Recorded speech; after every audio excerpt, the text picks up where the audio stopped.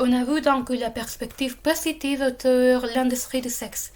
Il faut maintenant parler du côté négatif de la prostitution, puisque, bien que plusieurs sont ceux qui rentrent chaque jour dans l'industrie volontairement, on ne peut pas oublier que chaque année, ce sont des milliards de personnes qui rentrent par obligation aussi, vivant des situations inconcevables.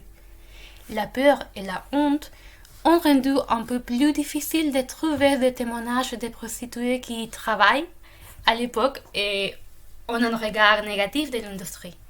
Mais cela n'a pas été impossible.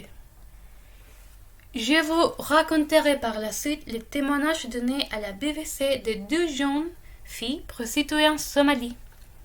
Pour leur sécurité, elles ont donné des prénoms faux.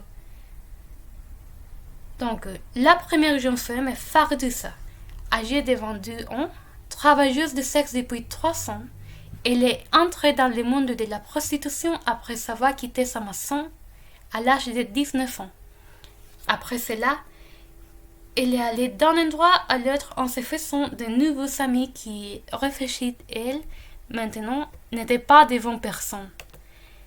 Éventuellement, elle a commencé à devenir dépendante d'opioïdes tels que la morphine et le tramadol, ce qui l'a mené à entrer dans le centre de fêtes clandestins, où il s'initie au travail du sexe. Ces raisons, affirme-t-elle, en étaient la vulnérabilité dans laquelle elle vivait et la nécessité de l'argent. Une situation commune entre d'autres femmes dans sa vie. La deuxième femme, Odin, âgée de 23 ans, a une histoire similaire. Un jeune commençait dans la prostitution après avoir fui sa maison.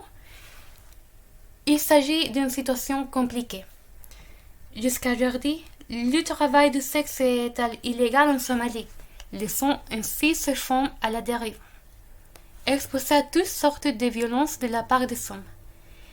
Et elle nous raconte que les filles reviennent souvent avec des marques sur le corps et que la plupart du temps, cette exploitation vient des personnes en qui elles pensaient avoir confiance.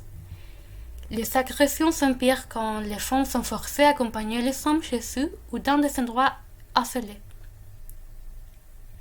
Là, sans aucune autre personne, ils sont maltraités et violés, parfois par plus d'un homme.